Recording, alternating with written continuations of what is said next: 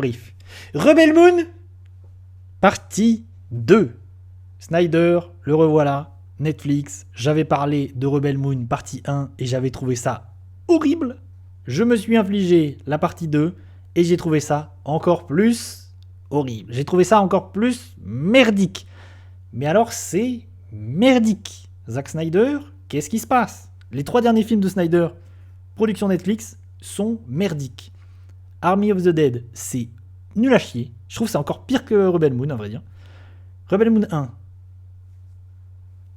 qu'est-ce qui se passe? C'est Star Wars X, les 7 samouraïs, X Warhammer, X, j'en passe et des meilleurs, Albator, mon cul, nanani. C'est un gamin de 12 ans qui a vu 2-3 trucs, qui a envie de tout mélanger et de s'amuser. Mais nous, on s'amuse pas. On se crève les yeux. On a envie de crever. Le 1, c'était déjà bien de la merde. Et le pire, c'est que son histoire, elle est éclatée. Elle est nulle à chier. Et il arrive à faire un film qui dure 4 heures mis bout à bout, même plus. Et en plus de ça, il a dit qu'il y avait des versions longues. Donc nique ta mère, Zach. À un moment donné, je t'aime bien. Mais le mec qui a fait 300, Watchmen et Man of Steel, il est passé où? J'ai l'impression que juste... En fait, quand tu lui donnes le plein pouvoir, il fait n'importe quoi, ce mec-là. Il fait n'importe quoi. Il fait un truc ni fait ni à faire, vraiment, c'est horrible. Ça n'a aucun sens. Partie 2, c'est encore pire que le premier. Mais le premier était déjà nul à chier. Vraiment, c'est à peine si je m'en souviens. Le premier, c'est, je pense, l'un des pires films que j'ai vu en 2023. Si j'avais fait un flop 10, et il était très haut. Là, la suite, c'est ils ont réussi à faire pire.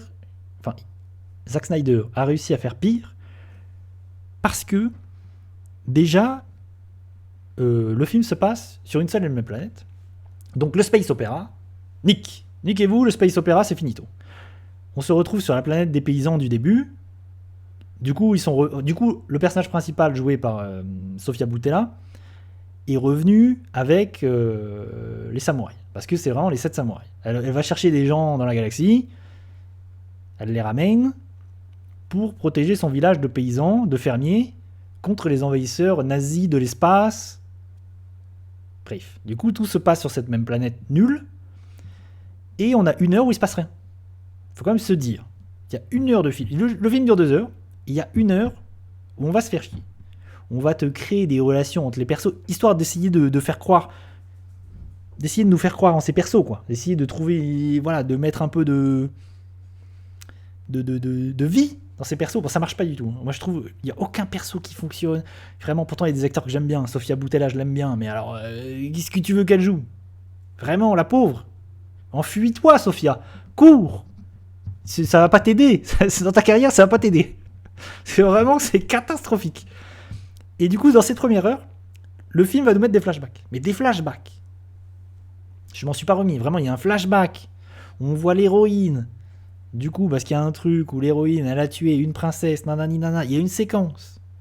Avec des ralentis, des machins. Il y a la musique du film qui est littéralement jouée par un orchestre dans la scène. Ça m'a halluciné. Il y a des plans sur l'orchestre. Non, c'est la musique du film. Bam, gros plan. Bah, c'est mis en scène avec dans le dépit du bon sens. C'est drôle, hein, vraiment, c'est tellement nul que c'est drôle. Cette séquence, ce flashback, il est improbable. Et alors, il y a un moment, dans la première heure, où les mecs, tous les personnages, là, les 7 samouraïs, se mettent autour d'une table, discutent. Alors, il y a un plan, la scène de Vinci. Bref, les gros sabots, en veux-tu. Zach, les gros sabots. Bam, la religion. Bam, les symboles religieux. Bam, dans ta gueule. Jésus qui revient à la vie. Bam, parce que le méchant mort à la fin, il est revenu. Après, en y repensant, j'ai envie de me défenestrer. Hein. Je vous le dis. c'est... Du coup, ils sont autour d'une table. Et alors, là, ils vont discuter, ils vont se raconter leur vie. Du coup, bam, flashback, l'un après l'autre. Ils racontent leur petite origin story les uns après les autres. Flashback, pendant 10-15 minutes, flashback. En plus de ça, c'est pas intéressant, les flashbacks sont éclatés. Et il a pas trouvé mieux pour raconter l'histoire de ces persos, ce qui aurait dû être fait dans l'épisode 1. Parce que vraiment, l'épisode 1, on va chercher des persos, tu sais pas qui c'est, t'as aucune empathie, pas caractérisé, nul à chier, zéro. Je rappelle quand même que c'était, de base, apparemment, de ce que j'ai compris, le projet étant que Zack Snyder, il avait pitché cette histoire, ça devait être un projet Star Wars. Il allait voir Disney, il leur a dit, regardez, j'ai une idée de Star Wars, c'est les 7 samouraïs dans l'univers de Star Wars. Je pense que Disney, ils ont bien rigolé. Ils se sont dit, non mais, Zack, Nick, ton histoire elle est pourrie, va te faire foutre. Et Netflix, ils se sont fait, oh, dis donc, ça a l'air fantastique. L'algorithme Netflix, il a fait Zack Snyder, plus Star Wars, plus Warhammer, plus Albator, plus des nazis, j'en passe des meilleurs. Franchement, c'est un foutraque de plein de licences, de plein de trucs, de n'importe. Du coup, le truc a pas du tout d'identité personnelle. Tu vois que des pièces de puzzle les unes avec les autres qui fonctionnent pas du tout. Il y a une baston au sabre laser à un moment donné, c'est nul à chier, avec des ralentis, des machins, zéro. Et cet univers, il a aucun putain de sens. Vraiment, il y a une séquence où les mecs sont en train de... En fait, c'est des paysans, là, ils sont là, ils font pousser du blé. Donc à un moment donné, il va falloir faucher le blé. Donc ils sont là, comme s'ils étaient en 1800, à faucher du blé, au ralenti, c'est ridicule. Franchement, il y a des séquences avec des ralentis en voiture, voilà, Zack Snyder. C'est ridicule. Et ils sont là, comme s'ils étaient en 1800. Et ils ont une charrette qui lévite au-dessus du sol. C'est quoi cet univers? Les mecs, ils ont des technologies de ouf. Mais alors, quand il va s'agir d'aller couper du blé, comment fonctionne cet univers, Zack? Moi, je suis... Ok, il est un peu rigolo, cet univers. Mais il a aucun putain de sens. Zéro. Du coup, il y a tout un truc de steampunk. Il y a un truc qui est un peu cool de steampunk. Vraiment, les vaisseaux, c'est littéralement Albator. C'est-à-dire, c'est des vaisseaux, des navires de guerre qui volent. Un peu cool. Du coup, tu les vois, ils manipulent des manivelles, des machins, des trucs, des... Mais en même temps, il y a des écrans avec des hologrammes, des trucs. Donc, l'univers, il est... Ok. Quand tu te dis comment ça fonctionne, je pense que Nick, c'est magique. Zack, il a fait, oh, c'est magique. Niquez-vous. Peu t'importe. Du coup, première heure, on se fait chier. Deuxième heure, c'est là où il y a de l'action. Et alors là où je me suis dit, ok, je suis venu pour l'action, Zack Snyder, il est quand même compétent, pourquoi pas. Même la deuxième heure où c'est full action, il n'y a rien à sauver. Il est passé où le Zack Snyder de Man of Steel? Man of Steel, moi je l'aime bien parce que vraiment les scènes de bagarre, ça envoie du lourd. Les scènes de bagarre, c'est vraiment hyper bien. C'est vraiment le meilleur Dragon Ball live jamais réalisé.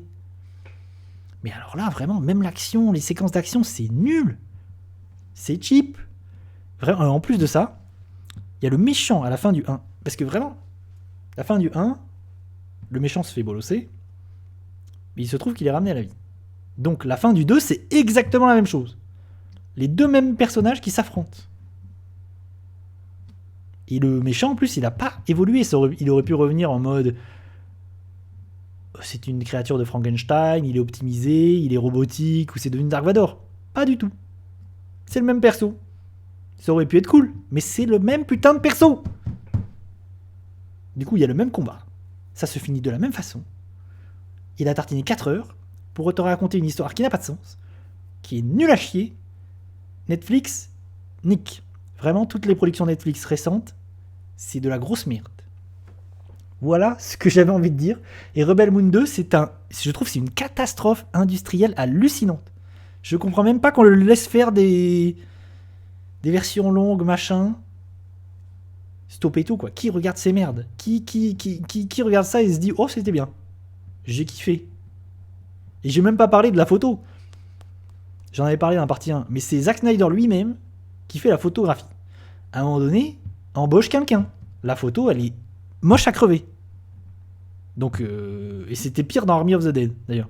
Army of the Dead. Bon, bref. C'est claqué. Ça n'a aucun intérêt. Rebel Moon 2, c'est de la merde. Pire film de cette année, déjà. Hein. Est-ce que je vais regarder les versions longues? Pas du tout. Apparemment, il y a des versions extended avec du sang, du sexe en plus, de la violence, nanani, nanana. Je te rajoute 20 minutes.